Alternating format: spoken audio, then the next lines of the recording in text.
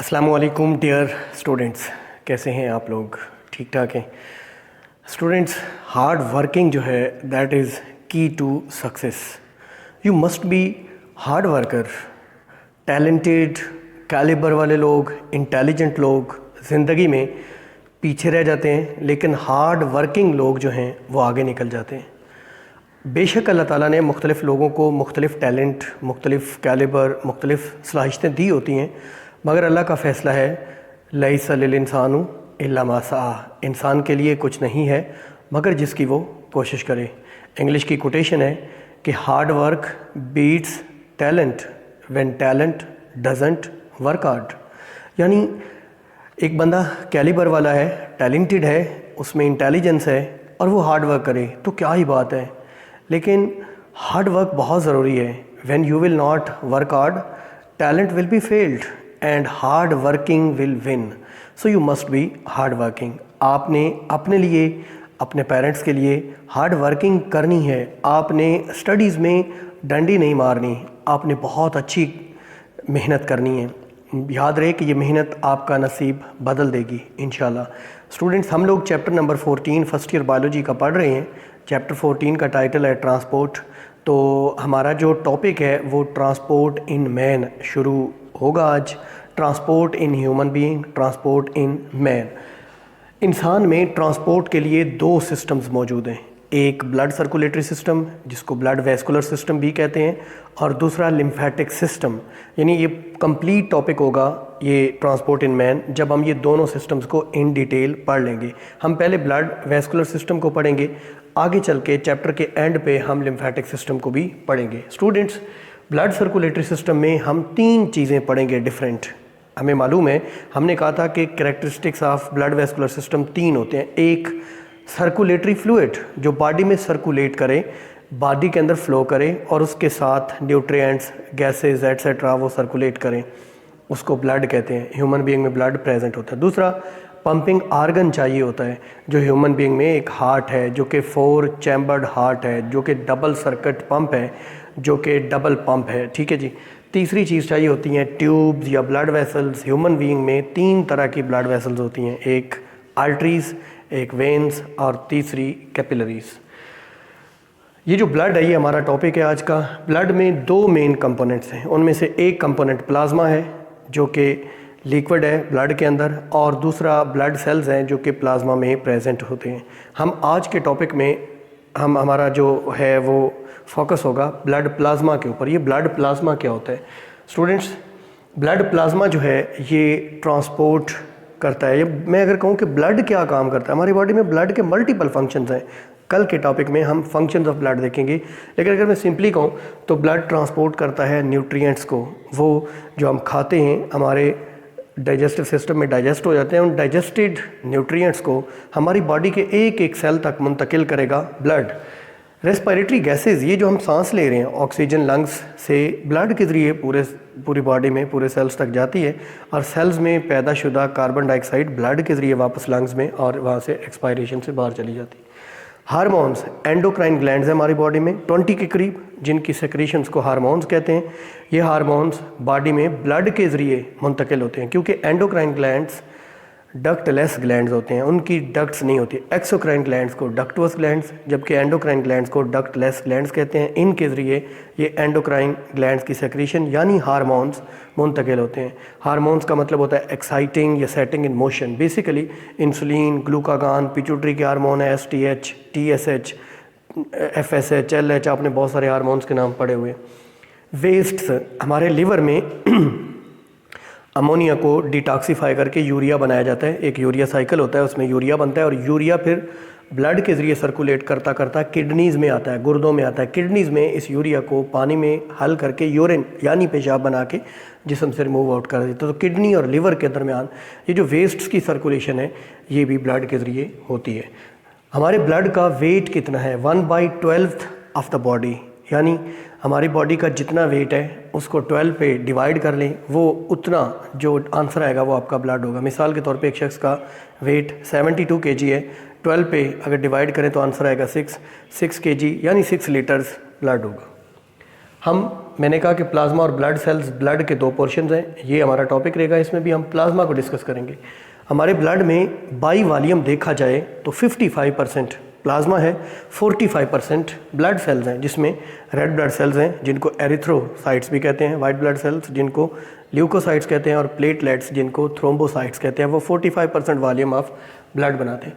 हम प्लाज्मा की अगर कंपोजिशन देखें, प्लाज्मा में वाटर है और वाटर के अंदर डिज़ोल्व्ड सब्सटेंसेस हैं। अब वाटर है और वाटर में जो जो चीज़ डिज़ोल्व हो जाएगी वो भी वाटर ही कहलाएगी, यानी वाटर का हिस्सा बन जाएगी। प्लाज्मा में अगर मैं आपको कंपोजिशन बताऊं तो सबसे ज़्यादा अमाउंट है वाटर की, और वो कितना है 90%, और बाकी जो 10% है ब्लड प्लाज्मा में वो डिज़ोल्व्ड सब्सटेंसेस हैं।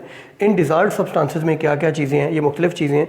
इनऑर्गेनिक आइंस हैं, मिनरल आइंस जैसे sodium chloride, calcium ions, magnesium ions, plasma proteins हैं, ऑर्गेनिक न्यूट्रिएंट्स हैं, ऑर्गेनिक न्यूट्रिएंट्स ग्लूकोज है, अमाइनो एसिड्स वगैरह, नाइट्रोजनस वेस्ट हैं वो यूरिया, यूरिक एसिड वगैरह, हार्मोन्स हैं इसके अंदर सारे के सारे, और रेस्पिरेटरी गैसेस। ये 6 चीज़ें हैं जो 10% ऑफ प्लाज्मा बनाती हैं। याद रहे, गैसेस हों, हार्मोन्स हों, न्यूट्रिएंट्स हों, ऑर्गेनिक सब्सटेंसेस हों, या फिर मिनरल आइंस हों, या कुछ प्रोटीन्स, ये सारी की सारी ये ब्लड प्लाज्मा में डिज़ोल्व्ड होती हैं। वन बाय वन मैं आपको बताता हूँ। इनऑर्गेनिक आइंस या मिनरल आइंस एक ही बात है। ये हमारे ये 10% है टोटल, इसका 0.9% ये इनऑर्गेनिक आइंस हैं, 7 to 9% प्लाज्मा प्रोटीन्स है, यानी मेजर पोर्शन प्लाज्मा का जो डिज़ोल्व्ड सब्सटेंसेस अगर पूछा जाए तो वो प्लाज्मा प्रोटीन्स है 7 to 9%। इनऑर्गेनिक आइंस बहुत कम होता है, कितना? 1% से भी कम, यानी 0.9%, जिसमें से 2/3 NaCl है, यानी 0.9% मिनरल आइंस हैं हमारे ब्लड में। और सबसे ज़्यादा कौन सा मिनरल है? सोडियम क्लोराइड, यानी सोडियम आइंस और क्लोराइड आइंस सबसे ज़्यादा हमारे ब्लड में होते हैं मिनरल आइंस में से या इनऑर्गेनिक आइंस में से। हमारे ब्लड की pH 7.4 होती है। इन मिनरल आइंस को एक ख़ास कंसंट्रेशन में बरकरार रखना बहुत ज़रूरी होता है। मिसाल के तौर पे कैल्शियम लेवल ब्लड में बढ़ जाए ख़तरनाक है, कम हो जाए वो भी ख़तरनाक है, तो इन मिनरल आइंस को ब्लड के अंदर एक होम्योस्टैटिक लेवल, एक कांस्टेंट लेवल में बरकरार रखा जाता है। Because this pH is very important, this pH is needed to be maintain in the blood which is 7.4। आपको पता है optimum pH for the working of enzymes. Plasma proteins which are 7 to 9%। ये 3 तरह के जी, एक इम्यूनोग्लोब्युलेंस जिनको एंटीबॉडीज़ भी कहते हैं, ये हमारे लिवर में पैदा होती हैं और ब्लड और लिम्फ में डाल दी जाती हैं। ये लिम्फ क्या है? ये लिम्फेटिक सिस्टम में मैं आपको बताऊंगा। ब्लड है और लिम्फ कलरलेस, जो कि ब्लड वेसल से निकल के लिक्विड बाहर आ जाता है, उसको टिश्यू फ्लूइड कहते हैं। जब वो लिम्फेटिक सिस्टम में आ जाता है तो उसे लिम्फ कहते हैं। तो ये इम्यूनोग्लोब्युलेंस जिनको एंटीबॉडीज़ भी कहते हैं लिवर में प्रोड्यूस होती हैं, और इनको प्रोड्यूस करते हैं लिम्फोसाइट्स। हमारे वाइट ब्लड सेल्स की, हम आगे चल के ब्लड सेल्स का जो टॉपिक पढ़ेंगे, वाइट ब्लड सेल्स की मुख्तलिफ किस्में हैं, जिनमें एक लिम्फोसाइट्स है, जिसकी आगे फर्दर 2 किस्में हैं, T lymphocytes, B lymphocytes, T cells या बी सेल्स। ये एंटीबॉडीज़ पैदा करते हैं लिवर के अंदर, जिनको एंटीबॉडीज़ या इम्यूनोग्लोब्युलेंस कहते हैं। जब कोई एंटीजन, कोई फॉरेन सब्सटेंस, कोई फॉरेन पार्टिकल हमारी बॉडी में दाखिल होता है तो उसके नतीजे में ये पैदा की जाती हैं, और ये हमारी बॉडी का डिफेंस सिस्टम है। ये हमारी बॉडी को प्रोटेक्ट करती हैं from the foreign antigens. Students, prothrombin हमारे ब्लड प्लाज्मा में डिज़ोल्व्ड एक प्रोटीन है। याद रहे, prothrombin, fibrinogen, immunoglobulin, these are dissolved in the plasma. कुछ प्रोटीन्स हैं हमारे ब्लड में जो प्लाज्मा में डिज़ोल्व्ड नहीं होती, वो ब्लड सेल्स में होती है। उसकी मिसाल है हीमोग्लोबिन, जो कि रेड ब्लड सेल का 95% वॉल्यूम हीमोग्लोबिन भरी होती है। वो प्लाज्मा प्रोटीन नहीं कहलाएगी, वो क्या कहलाएगी? वो ब्लड सेल प्रोटीन कहलाएगी। दीजर तो प्रोथ्रोम्बिन, थ्रोम्बस बनना यानी ब्लड क्लॉट बनना, जब कट लग जाए तो ब्लड क्लॉट बनता है। ब्लड क्लॉट बनने में कैटालिस्ट का रोल करती है ये प्रोथ्रोम्बिन प्रोटीन, और फाइब्रिनोजिन ये ब्लड क्लॉट बनाती है। बेसिकली जैसे पेप्सिनोजन पेप्सिन की इनएक्टिव शक्ल है, सिमिलरली फाइब्रिन की इनएक्टिव शक्ल फाइब्रिनोजन है। ये डिज़ोल्व्ड है हमारे ब्लड में, जहाँ कहीं कट लगेगा वहाँ फाइब्रिनोजन फाइब्रिन में कन्वर्ट होगी, और फाइब्रिन एक मैश वर्क, एक नेटवर्क, एक जाल बना देगा। उसके अंदर वाइट और रेड ब्लड सेल्स आके स्टक हो जाएंगे, जिससे एक क्लॉट बनेगा, एक थ्रोम्बस बनेगा और ब्लीडिंग रुक जाएगी। स्टूडेंट्स, ऑर्गेनिक न्यूट्रिएंट्स में देखें तो ग्लूकोज, जो कि हमारे डाइजेस्टिव सिस्टम से, हमारे स्मॉल इंटेस्टाइन से हमारे ब्लड में गई है, अमाइनो एसिड्स जो वहाँ से गए हैं, फास्फोलिपिड्स जो हमारी प्लाज्मा मेम्ब्रेन का फ्लूइड मोज़ेक मॉडल में आपने देखा है, फास्फोलिपिड्स वो भी ब्लड में डिज़ोल्व्ड है, और वो भी आए किधर से हैं?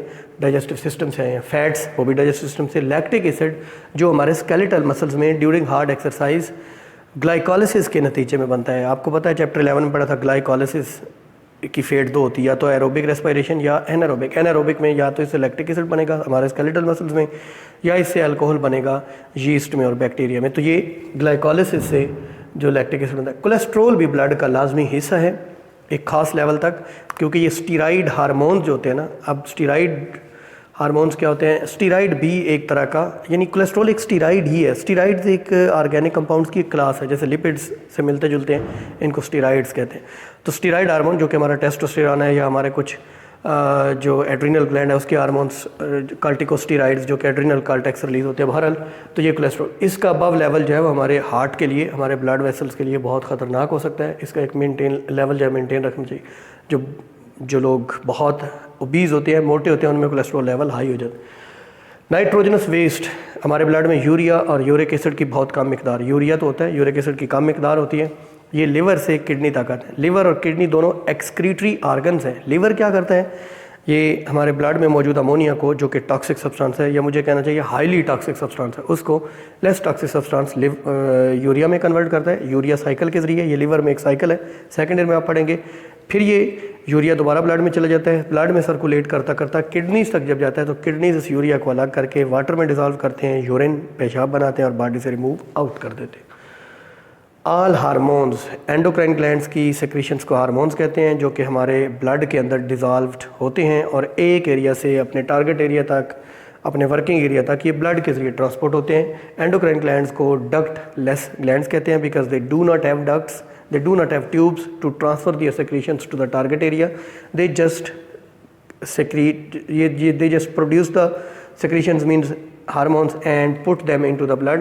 ब्लड सर्कुलेशन के जरिए ये टारगेट एरिया तक पहुंच जाती है। एक्सोक्राइन ग्लैंड इनके उल्ट होते हैं, वो डक्टुअस ग्लैंड हैं, दे हैव डक्ट्स।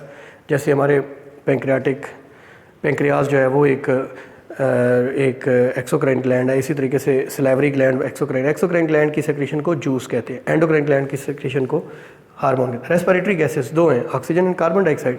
हम ये जो सांस लेते हैं ऑक्सीजन इनहेल करते हैं, एक्सपायरेशन में कार्बन डाइऑक्साइड एक्सहेल करते हैं। ऑक्सीजन हमारे लंग्स से हमारी पूरी बॉडी तक ट्रांसपोर्ट होती है ब्लड के ज़रिए।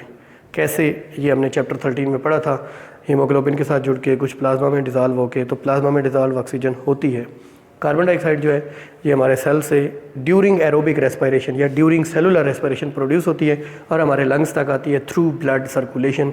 और इसका बहुत सारा जो मेजर कंपोनेंट कार्बन डाइऑक्साइड का ये प्लाज्मा में डिज़ॉल्व होता है। ब्लड सेल्स को हम नेक्स्ट टॉपिक में पढ़ेंगे। अगर आपको लेक्चर पसंद आए तो वीडियो को लाइक करें, चैनल को सब्सक्राइब करें और कमेंट करके बताएं कि आपको ये लेक्चर कैसा लगा। Best wishes to all of you.